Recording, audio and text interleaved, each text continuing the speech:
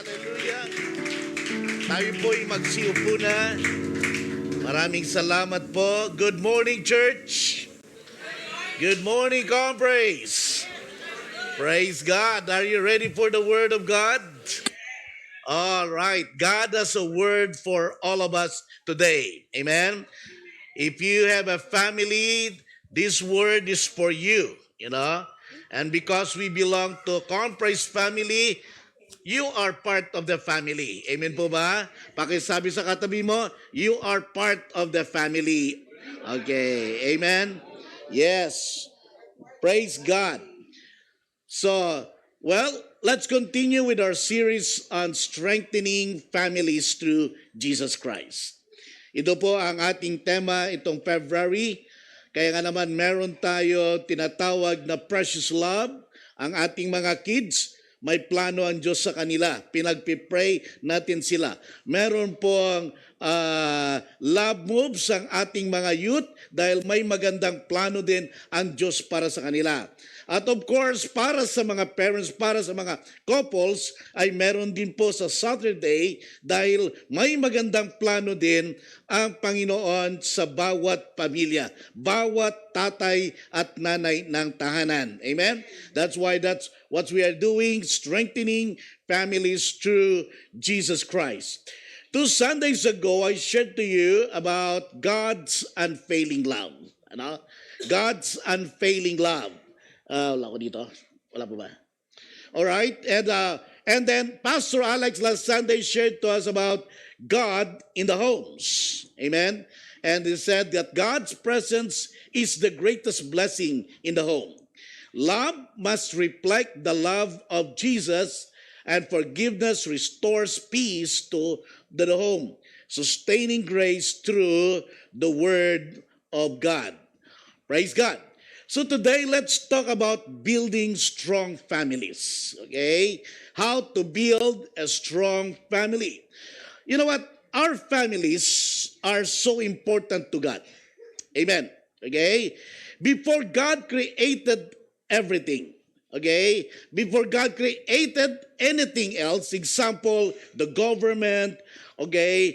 Before He created any organizations, He created family first. Alam niyo ba yon? He started with a family. He created family first. That's His first institution, and He has a great purpose for our families.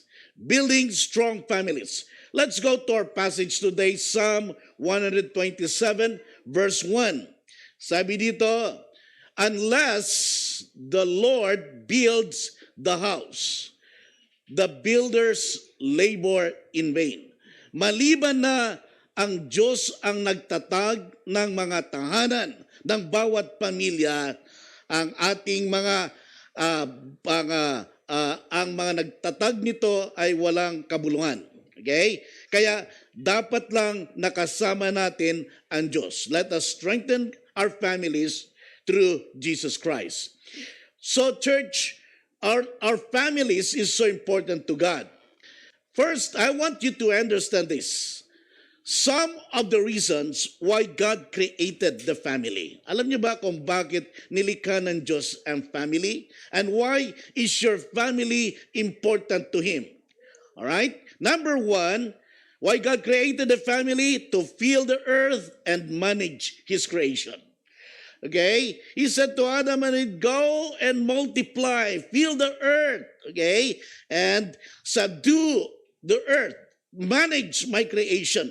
Wala pong ibang pinagkatiwalaan ang Diyos upang pangunahan at pamahalaan ang kanyang nilikha, kundi ang pamilya na kanyang tinatag. Anong sabi sa Genesis chapter 1, verse 27? So God created mankind in His own image. In the image of God, He created them, male and female. Okay? Hindi po male at male. Alright? Si Adam at Eve. Hindi po Adam at Steve. Alright? Kasi ngayon, ginigiba, sinisira ng mga tao ang plano ng Diyos. Again, male and female, He created them. God blessed them and said to them, "Be fruitful and increase in number, fill the earth and subdue it, rule over the fish in the sea and the birds in the sky, and over every living creature that moves on the ground." Praise God. All right. Number two, why God created family: to understand relationship and unity. Ano po sabi sa Genesis chapter 2 verse 24?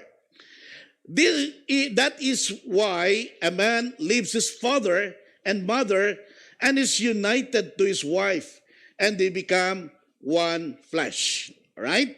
So, how can a husband and wife understand their role kung hindi sila magbubukod? Ano? And so, kaya nga naman, this is why a man leaves his father, okay, and mother, and is united to his wife, so because they become one flesh. So to understand relationship and to understand the unity, okay, relationship of husband and wife, and relationship of parents and children, and what unity is through the family. Yun po ang kalooban at nais ng Diyos. Number three, God created family to be channels of God's love and blessings. Alam niyo po ba? Alam niyo po ba 'yon? Nais gamitin ng Diyos ng bawat pamilya, okay, na maging daluyan ng kanyang pag-ibig at pagpapala. Sabi ng Genesis chapter 12, verse 1 to 3, "The Lord said to Abram, Go from your country, your people, and your father's household to the land I will show you. I will make you into a great nation, and I will bless you. I will make your name great, and you will be a blessing." Sabi niya kay Abraham at saka kay Sarah. Noon, wala pa silang anak. "I will bless those who bless you, and whoever curses you, I will curse. And all peoples on earth will be blessed through you." All peoples on earth will be blessed through your family. Can I hear amen? Okay? So tayo po ay maging daluyan ng pagpapala kung paano pinagpala ng Diyos si Abraham. Okay? At saka si Sarah, and later sila ay nagkaroon ng anak, si Isaac. Alright? Number 4, God created a family because to disciple and pass on godly legacy. Alright? So before cell group, before care groups, before Bible study groups were established, the first discipleship group is the family. Whether you like it or not, okay, bago pa man tayo nagkaroon ng mga Bible study, mga cell group ngayon, ang unang nag-disciple sa inyo ay ang inyong mga magulang, at ang unang cell group nyo ay ang inyong pamilya sa tahanan. Amen po ba? Yeah, hindi lang natin tinatawag, but that's family. Okay? So that's why that is where you first disciple.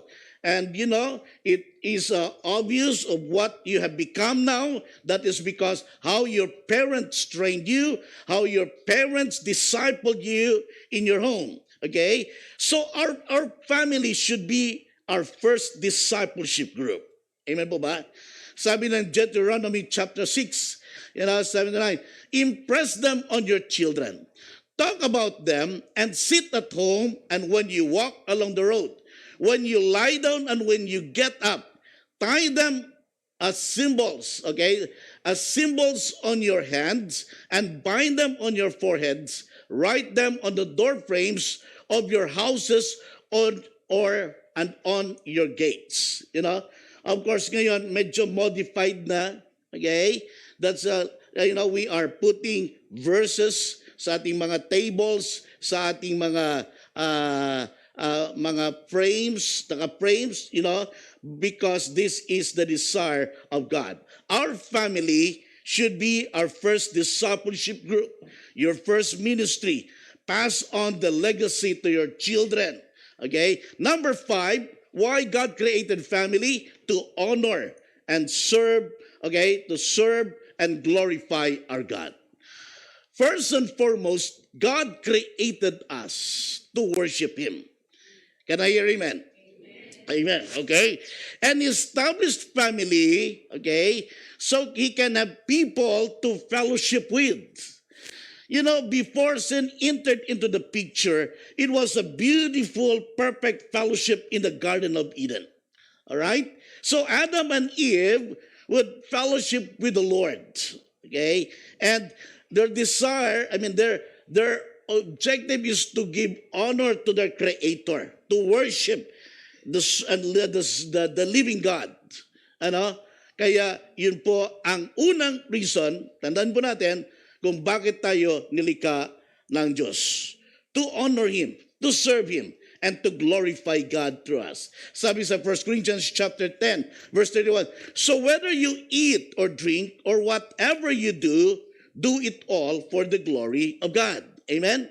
So, ano man ang gagawin natin, nawa ang ating mga tahanan ay maging pagpapala na kung saan ang Diyos ay naluluwalhati. Kumain man tayo, nagpapasalamat tayo sa Panginoon. Okay? Uminom, anuman ang ating gawin, do it all for the glory of God. It's all for the glory of God. Joshua 24:15, anong sabi niya? Okay? But as for me and my house, we will serve the Lord. Again, God created the family to honor and glorify Him. He created first and foremost the man to worship and glorify Him. That's our first purpose. Amen. Okay? So sabi nga doon sa Deuteronomy 6:1 and 2, these are the commands, decrees, and laws of the Lord your God directed me to teach you to observe in the land that you are crossing to Jordan to possess. Alam niyo, dito inaanda ng Diyos si Moses. At ang mga Israelites, sabi niya, okay, ng Diyos kay Moses, tandaan mo ito palagi, na higit sa lahat ay mahalin nila ang Diyos. Kayo'y paruroon sa isang lugar. Okay? Pinalayat kayo sa slavery out of Egypt as you go to your promised land. Okay? Ito yung mga commands at ito yung mga dapat sundin. Okay? So God's desire for every family is for us to become worshipers. For us to honor the living God. Okay? We are to give importance to His word. We are to give importance to His command. We are to pass this to our children and to the next generation. Magulang, kapatid, marami po challenging po ang ating role as parents. Is that God wants us to instill to our children the importance of the Word of God. Amen? Sabi nga sa verses 7 to 9, okay, impress them on your children. In the Word, okay? Talk about them as you sit at home, and when you walk along the road. You see, as you walk, as you sit, as you lie down, okay, when you get up, so the Word of God must be shared to our children. This is the desire of the Lord, for us to be centered on Christ and His Word. Okay? Kaya kahapon, praise God, we hosted the first Community of Praise Word Feast. Okay? And so ano po itong Word Feast? Just feasting on the Word of God. Oftentimes we feast on food, physical food. Di ba? Talagang, sabi nga, ano yung feast? Lamon daw, no? Okay? Para pangit naman, no? Lumamon ka ng salita ng Diyos. Okay? But we just feast, okay? Enjoying, Di ba? Pagka piyesta nga, may parang talagang feasting. Maraming pagkain. And so yesterday is that, we're staying in the Word of God. So again, do not neglect the Word in your home. Church, God wants families to honor Him, to worship Him, to serve Him, to have time, and to trust Him. Why? Okay? Bakit po? Because I want you to understand this again. Okay? Because our families are under attack. Okay? Ang pamilya na tinatag ng Diyos okay, are under attack. Ang mga pamilya ngayon are under attack, whether we like it or not. Okay? The first institution that Satan will attack is the family. If he can stop our families, if he can stop parents, the families will be in chaos, and our community will be in chaos, our nations will be in chaos. Okay? So first, Satan will attack the parents. Okay? And if parents are not strong in the Word, if parents are not strong in their relationship with the Lord, okay, so ngayon, because of the attack, manghihina siya. So therefore, children also ay manghihina. See, in today's generation, you know this, and you are experiencing this, we are being swayed to follow different ideologies. Di ba? Different principles, different beliefs, different practices, and the enemy is using our children. Yes, today, our families are under attack. Okay? And if they cannot attack the parents, they attack our children. That's why in this church, we give importance to our children also. Amen? So if the parents will not come, okay, we can invite the children and let their children, okay, influence their parents. Can I hear amen? And salamat po pala sa mga magulang na nandito. Palakpakan nga po natin uli sila. Amen. You are welcome here, mga kapatid. Ang nais po namin, salamat sa pagtitiwala niyo sa inyong mga anak. Dito, ang nais namin ay ang mga batang ito ay maituruan sila ng salita ng Diyos, may takot sa Diyos, dahil marami na rong mga bata at kabataan na napapariwara. Amen. Because we are under attack. Let me tell you what, there are 4 types of attacks to families. Ano po yun? Number 1, let's all start with letter D, distractions. Okay? Ang unang, attack ay distractions. The first attack of Satan is to distract members of the family. Sa anong paraan?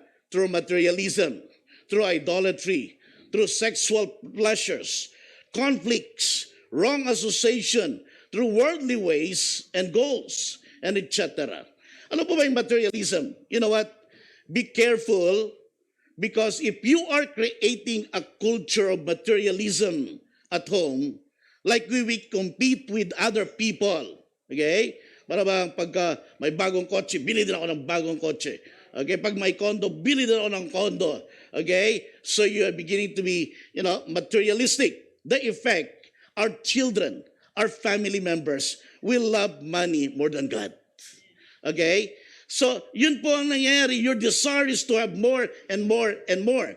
They are just after their own career, business, money, and their ultimate goal is to have more and more and more, okay, at the expense of our time with God. Church, it's not bad to have more and to be blessed with more, financially and materially. Amen? My desire is for you to be blessed with this financially and to be blessed materially. Yes, I'm praying for you in all areas of your life. However, you should not love money more than you love God. Amen. Okay? So, you should not love or pursue money or material things more than you love God. Yung talagang hindi ka na nakikita sa church, wala ka na tayong mag-worship, mag-cell group. Bakit? Puro, siyempre, you are pursuing money, so overtime, and then you are there working even if it's day for the Lord. Okay? So that's not balanced. That's not healthy anymore. Amen? Are you with me, church? Okay? So, hindi po masama na mapagpala. Yan ang nais ng Diyos sa atin. But, church, you should love God, the blesser, okay, more than the blessing. Okay? So, yes, rejoice when there is a blessing, but don't forget who gave you the blessing. Amen, church? Praise God for the life that you have today. Okay? But don't forget who gives you that life. Amen. Praise God that I have the ability to earn money. Okay? I earn a lot because of my ability. Praise God. Okay? Because God gave you that abilities.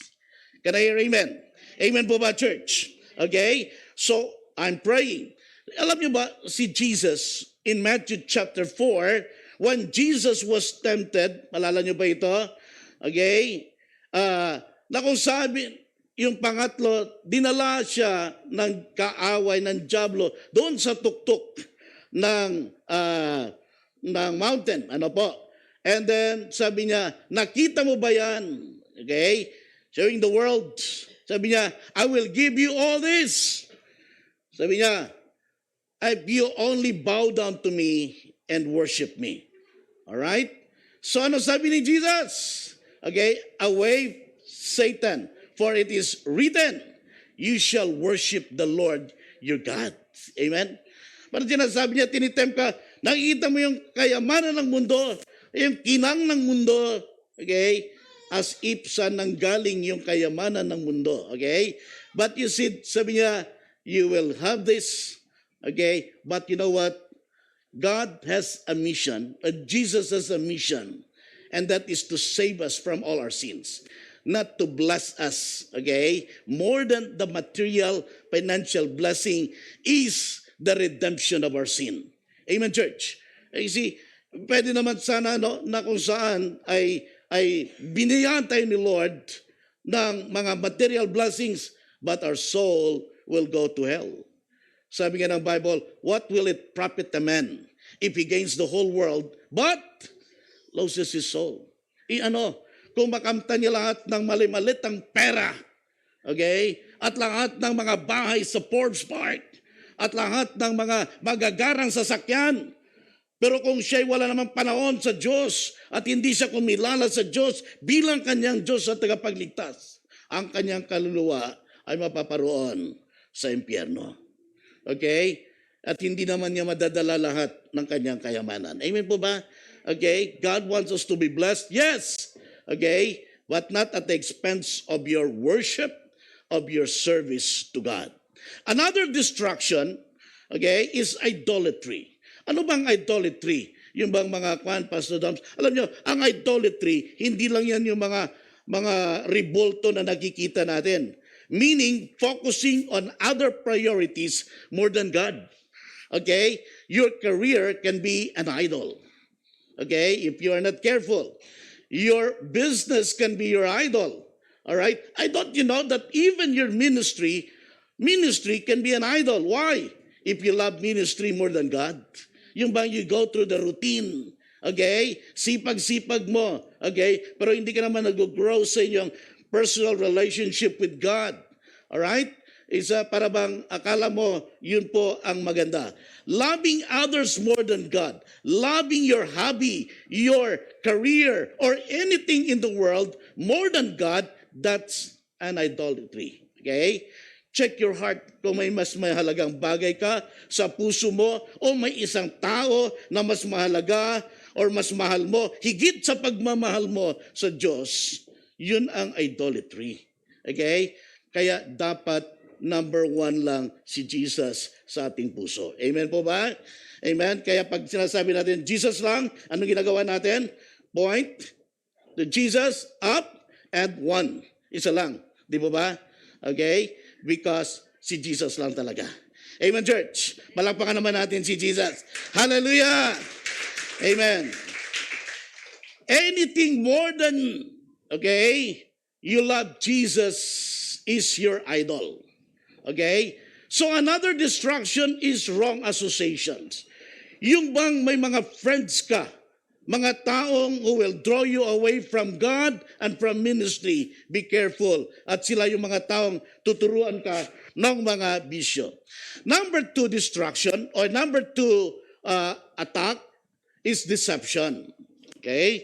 Paano ina-attack ang family ngayon? Maliban sa mga distractions, deception. So the second type of attack of the enemy to our families is lies and deception. Yung ba sabihin, ito yung mga statement. Uso naman daw ngayon ang live-in. Okay? Kaya okay na yan, hindi tayo magpakasal. Alright? O, di ba, uso na ngayon kahit kuhan, pwede na yan kuhan, yung mga premarital sex, tingnan mo yung mga artista, di ba? Kahit sino-sino na lang. Alright? Artista ka ba? Yung mga ganon. Kaya sige nga, subukan na natin. Okay? Maglibin muna tayo, saka lang tayo magpakasal. And then, suddenly, nabuntis. Naku, sabi niya, hindi pa ako ready. Oo, magagalit tatay ko, nag-aaral pa ako. You know, tapos, so what will happen? Okay? Pagka ganon, mag-usap-usap. Huwag muna natin sila, bata pa sila, huwag muna silang pagsamahin, baka magbago pa isip nila. Ano nangyari? Lumalaki ang bata, okay, in a dysfunctional family. Alright? So sabi niya, saan tatay? Saan si daddy? Wala dito daddy mo doon sa kanila. Sabi niya isa, gagatungan naman niya, yung tatay mo kasi, tamad. You know? You see, kasi kaya nga, pag ginawa, nahihirami naman yung ng tatay, yung bata, kami, mamasyal naman kami. Anong ginawa? Daddy, pinaloko ni mami. Naku, mami mo kasi masungit. Alright? What's going on with the family? Alright? So because of that, of the wrong beliefs na, sige nga, maglibin na tayo, sige nga, mag-engage na tayo sa premarital sex, kahit mga high school pa lang tayo, uso naman yon, deception, attack from the enemy. Are you with me, church? Okay? Now, dahil hindi ka pa ready, okay, ang mga problema ngayon, okay, makakaisip ka, papa-abort na lang natin. Alright, yung mga ganon. Papa ko na lang natin, magtago ka na lang. Okay, saka ka na lang lumabas pagka lumaki na yung bata. Di ba ba? So, what are you trying to do? Okay? You are trying to normalize what is abnormal. Okay? So, na-deprive ng normal family kayo at ang mga bata. Other also deception is same-sex marriage. Okay? Or is it tawag nila SSR, same-sex relationship, marriage. Okay? Tawag nila ngayon partner. Okay? Uso naman daw. Kaya deception, deceiving statements like feelings are the basis of commitment. If it feels good, then do it. All right? Mga deception yon. Oh, your family is hopeless. Wala na talaga yung pag-asa. Huwag ka nang umasa sa tatay mong lasinggero. Okay? Deception. Okay? So what are you going to do? Magtatanim ka ng sama ng loob sa tatay mo, sa magulang mo, lalayas ka dahil wala ng pag-asa ang member ng family mo. Amen? So deception. Okay? It's hopeless. Wala ng pag-asa. Lumayas ka na. Oh, wala namang makakalam eh. Tara na, biglang liko. Boom! Okay? Wala nakakalam. Oh, you deserve better. What is better? Oh, you deserve a better wife, Okay? You deserve a better woman. Yung mas sexy. Or you deserve a better husband. Yung mas guwapo. Then go have some extramarital affairs. Di ba? Okay? That is what is happening. Bakit po? Dahil nagpapadala tayo sa mga deceiving statements. Alright? So, nobody knows. Kaya maraming pamilya ang nasisira. Kaya tama din yung love moves yung mga youth. Okay? Wagi sila. Pag sinabi mo, utukso, lalayo ako. Kasi pag sinabi mong tukso, layuan mo ako, tututulang hindi lalayo si tukso. Okay? Kasi lumalapit ka pa rin sa tukso. Di ba? Kaya mali yun. Amen? Alright? Kaya church, alright? Be careful, parents who are here. Okay? Mga young people, you know how the enemy attacks us. Okay? So, ngayon, kaya umattend po tayo ng love moves. Okay? Kaya ikaw ay ng power of love para kayo po ay maging pagpapala. Amen. Church, those are some of the deception. Those are lies from the enemy. Okay? Yung bang dahan-dahan kang inaakit ng kaaway. Church, stand firm in your conviction. Be a man of God. Be a woman of God. Okay?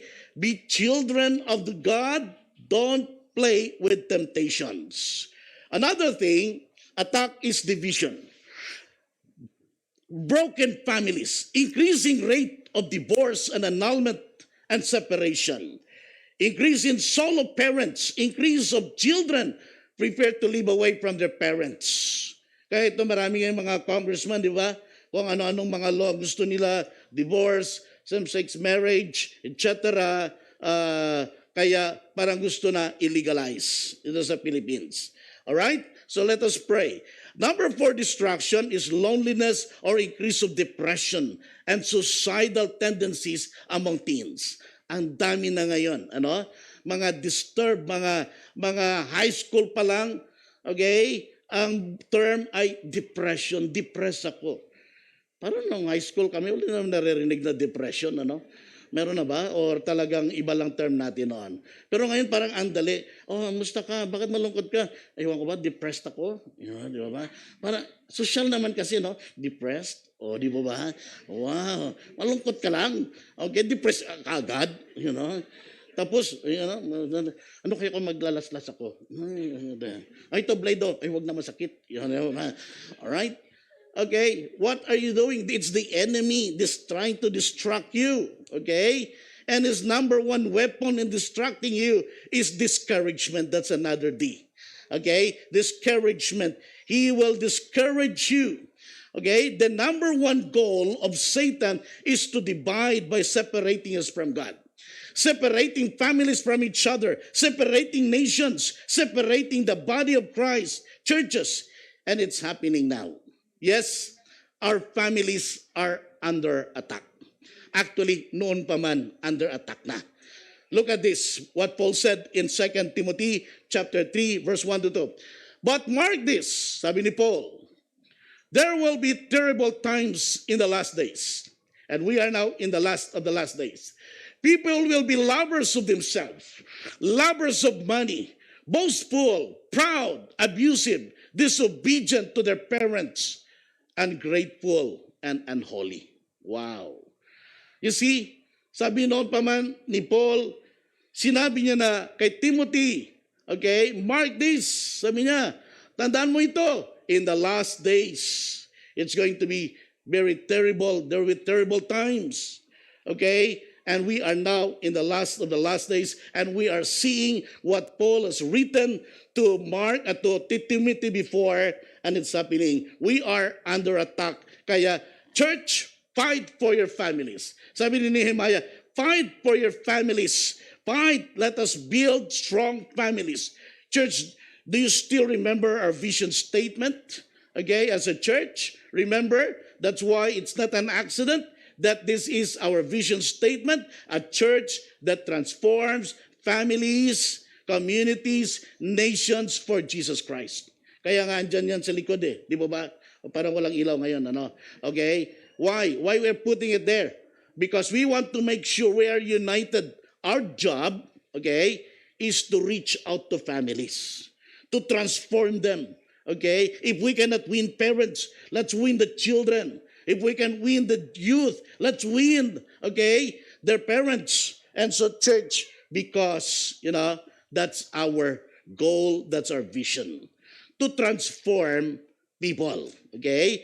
Kaya church, if you are alone here today, young people, alam ko, sabi niyo, wala dito lagi parents ko, but don't give up. Okay? Don't give up. We are here as your parents. Okay? We have elders here who loves you, who gives time to you. If your parents are not here, that's okay. We are praying for them. We're praying for you. And God can use you. Okay? Amen po ba, young people? Amen? Don't lose hope. Okay? Sabi nga ni Jesus, sabi ng scripture in Acts, believe in the Lord Jesus Christ and you will be saved. You and your family. It's a promise. You and your family. Don't give up. Okay? If you are seated beside a young people na palagay mo walang parents siya dito, can you tap mo sabi, don't give up. We're praying for you. Amen? Yeah. We love you, church. Okay? Kaya nga, even children can be used by God to bring Jesus Christ to their families. Okay? Kaya nga today, our children's church, okay, ang target lang nila, 130, pero 160 na daw. Sabi, praise God. And we praise God sa mga magulang na sinamahan ng kanilang mga anak. Palakpakan po natin sila. Thank you po. Okay? Alam ko maraming mga magulang pa sa taas, but it's okay. Can you imagine? Okay, these 160 children will hear the good news today.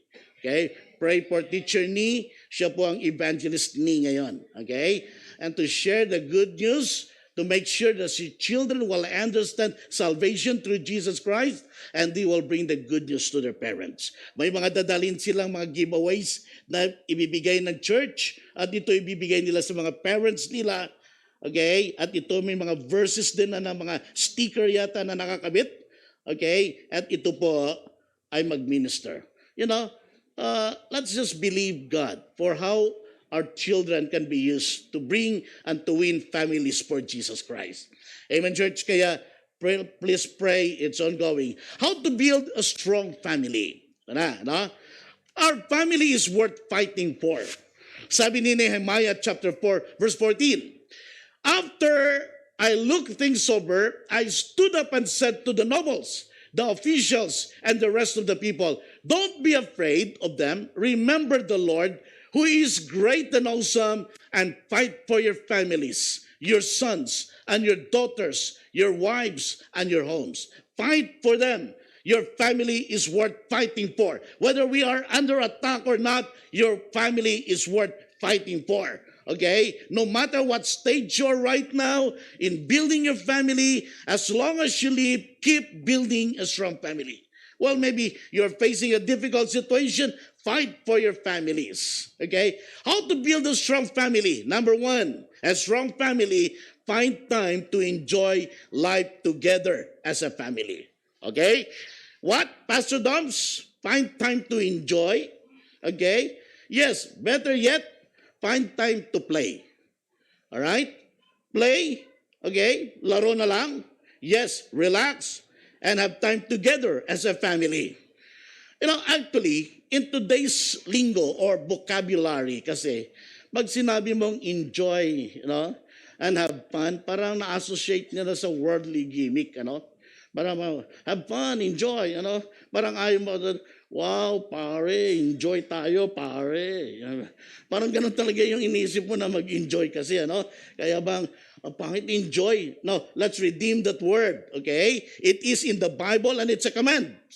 All right? As Christians, we can have fun. We can enjoy life without committing a sin. Busyness is not good. Okay? Relax din. Kaya, alam niyo ba, last week, sa planning session ng mga elders at mga ministry heads, we had fun. Okay? So we played. We, tingnan nyo, sino ba yung mga, we play games like yung mga panglaro ng bata. Yan, lahat yan, ano? At marunong din tayo mag-enjoy. Kaya sa power of love, mag-i-enjoy pa rin tayo. Amen? So, you know, praise God for that opportunity. Okay? Hindi po boring ang Christian life. Amen, church? I remember when I was in college, I have this on my backpack, a sticker, nakasagay, it's fun being a Christian. Yes, okay? And it's not an accident that I put it there. And many noticed it, okay? And so, because of that sticker, it's fun being a Christian. In Ecclesiastes chapter 8, verse 15, sabi dito, so I command, all right? Sabi dito ni Solomon, the wisest man who ever lived, said, so I command the what? The enjoyment of life. Because there is nothing better for a person under the sun than to eat and drink and be glad. Then joy will be accompany them in their toil all the days of their life God has given them under the sun. Wow. Okay? Maraming mga pamilya ngayon. Masyado nang busy sa trabaho. Diba ba? Sa kanilang career. Sa kanilang mga businesses. Alright? Well, it's not wrong to have career, business. Dapat lang, ano? But to the point that they neglect their time with God, their time with their families, and their time to enjoy with their families, with their children. Sabi ko, I'm not saying masama ang masipag magtrabaho. Dapat lang. Okay? Galit din ako sa tamad. Okay? Actually, dapat lang magsipag. Ang isang Christian, masipag talaga. Alright? Masipag not at the expense, okay, of enjoyment with your family. Not at the expense of your time with God. Not at the expense of how you will take care of your health. Okay? You know, church, taking time off from work or from your busy schedule and to have time with your family is not a wasted time. Amen, church? Hello? Di ba malala ko yung story? Sabi niya, Daddy, sabi niya, how much are you earning an hour? Sabi niya, or a day, or son, per hour. Sabi niya, I'm an executive in a company, and sabi niya, I'm earning 10,000 an hour. 10,000. Sabi niya, I have money here. Sabi niya, can I buy 10 minutes of your time? 1,000. Pwede. Ano ibig sabihin ng bata? Pwede ba tayo naman? Kung susweldoan lang. If you are, if you're working too much because of money at the expense of your time to your children, you see, kaya sabi ng bata, pwede bang bibili ng oras mo para tayo naman maglaro? Nakakalungkot, ano? Okay? It's not a wasted time, it's an investment, amen? For one, kahit na ang ating mga katawan ay nangailangan din ng pahinga at mag-relax. Okay? Kami ni Hazel, pagka pagod ako, okay, ang aming para magpahinga, mag-road trip. Parang baliktad, ano? Parang ano? Oo, gusto ko mag-drive pagkapagod ako. Yung mga ganun. Basta tutulog lang ako pag nagda-drive. Ay, hindi pala. Pag inaantok. Okay. Okay. So that's that's how we also, have our pastime. Okay. God meant for you to play and to have fun with your spouse or with your kids. You live once only. Okay? Life is short. Enjoy every moment with them. Okay? Hindi mo maibabalik ang oras. Seize every moment. Okay?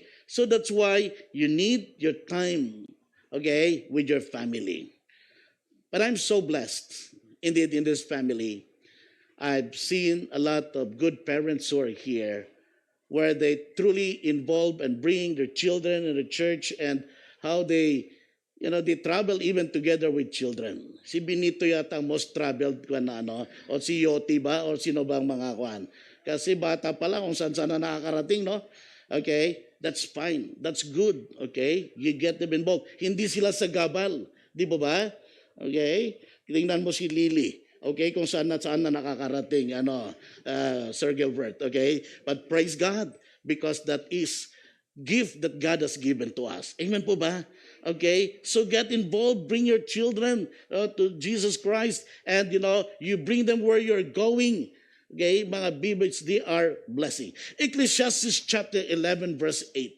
People ought to enjoy every day of their lives, no matter how long they live.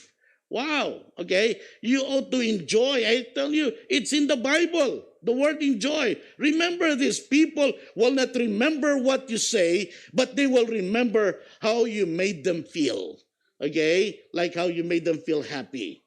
Minsan sabi nga ni Nika sa akin, Papa, malalaw mo yung pumunta tayo sa ganito, namingwit tayo, kumain at sa ganito. Ang saya-saya kaya nun. Okay? Hindi ko malala yon, pero naalala niya. Di ba? Because they remember not what you said, but what you made, how you made them feel.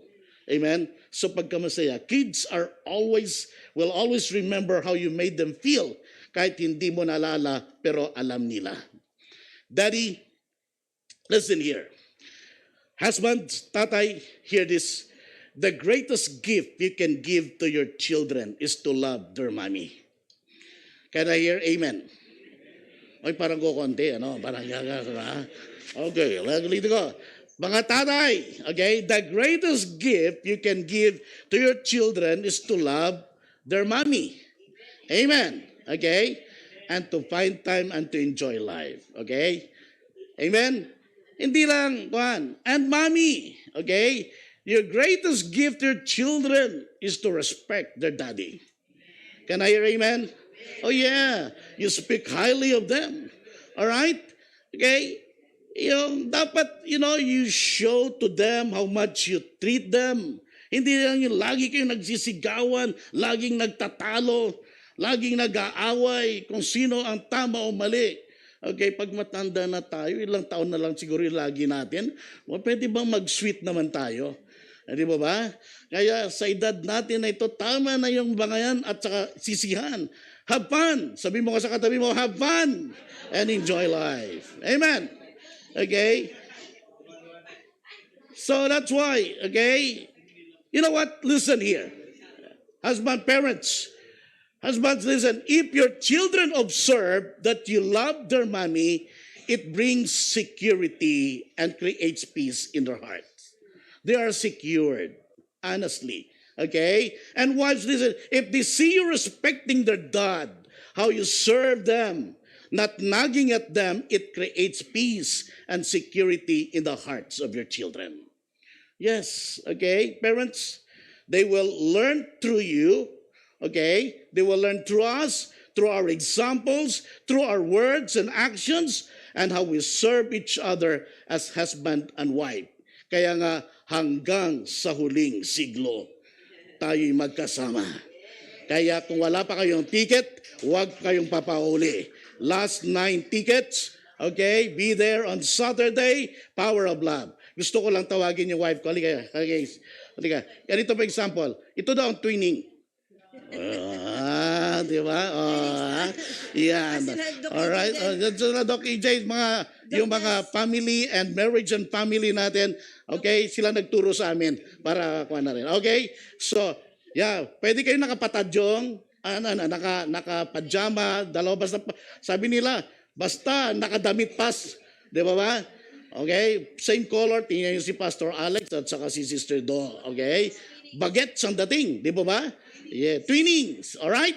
So ganyan po, okay? Kung nag-isa ka lang, well, just come as you are, kung ano man yung gusto mo. If your partner is not here, then you come kasi wala kang katwining or kayo man may kasama na ibig sabihin dalawang widower here, okay naman, kayo ang magkatwining. Alright? Okay, so ganun po, so sa Sabado na yan, let's have fun and let's enjoy. Amen. So by the way, don't let your children be the hindrance, okay, on why you cannot have time and enjoy life. All right? So, alam nyo, our children are gifts from the Lord. Psalm 127 verse 3. Sabi doon, children are a gift from God. They are His reward. They are blessing, a gift. What is a gift? A gift is given to be enjoyed. Are you enjoying your kids? Amen?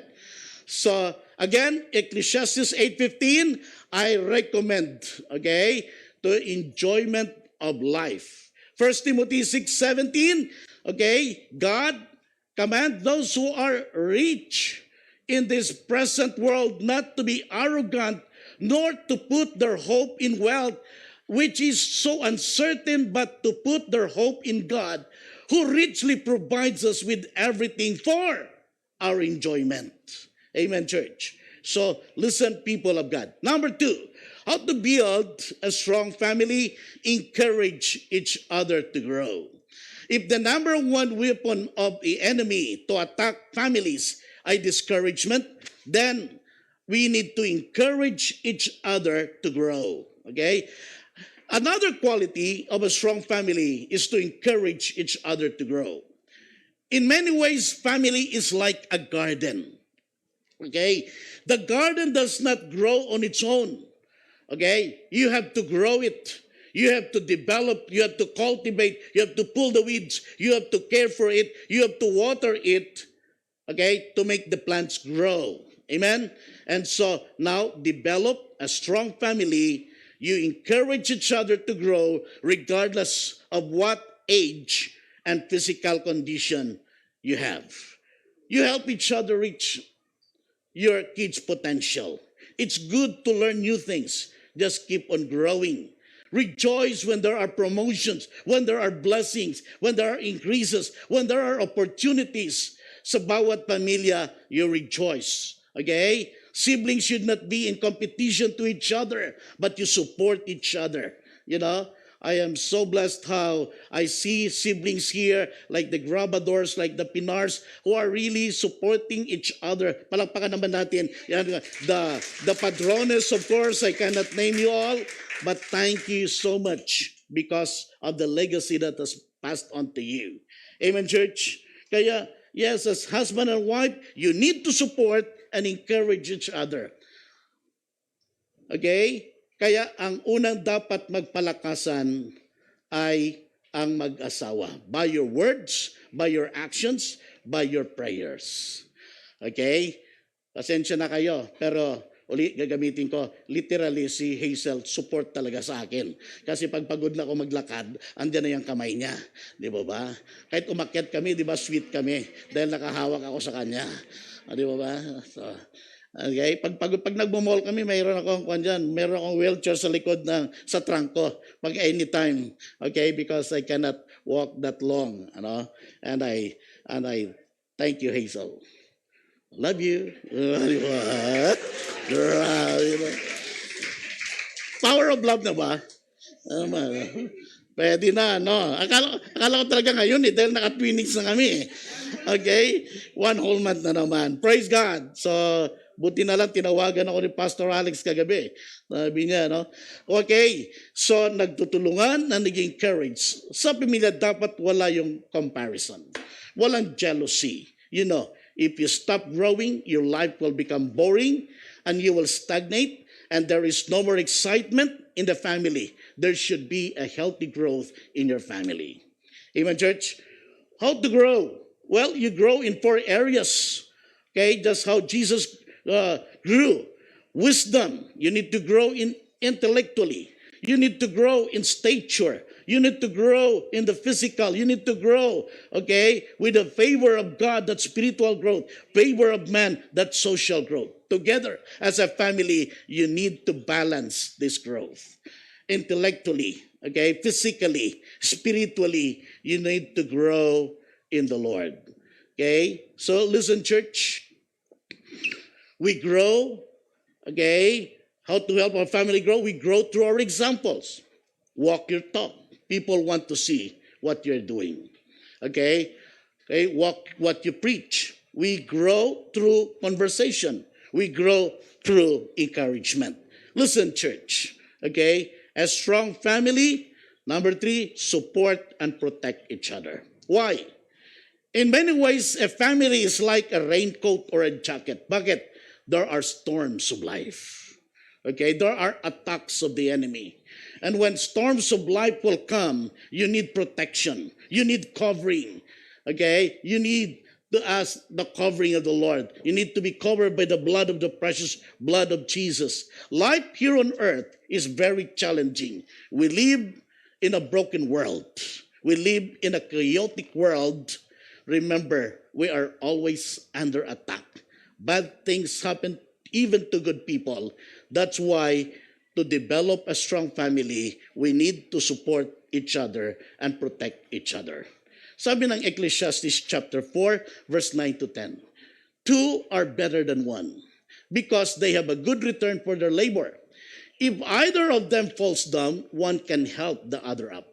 But pity anyone who falls and has no one to help them up. That's why husband and wife, it is always your ministry, okay, to support, to encourage, to help your spouse and bring them, okay, strong spiritually, support them financially, you support them, okay, in physically, you support. Strong families protect and support each other in the storms of life. You need family members, other people to help you and to support you. Amen, church? Again, to build a strong family, number 1, have fun, enjoy. Number 2, encourage each other. Number 3, support and protect each other. Amen, church? Hallelujah. Let's give God a clap offering to the Lord. Amen. Strong building families. Hallelujah.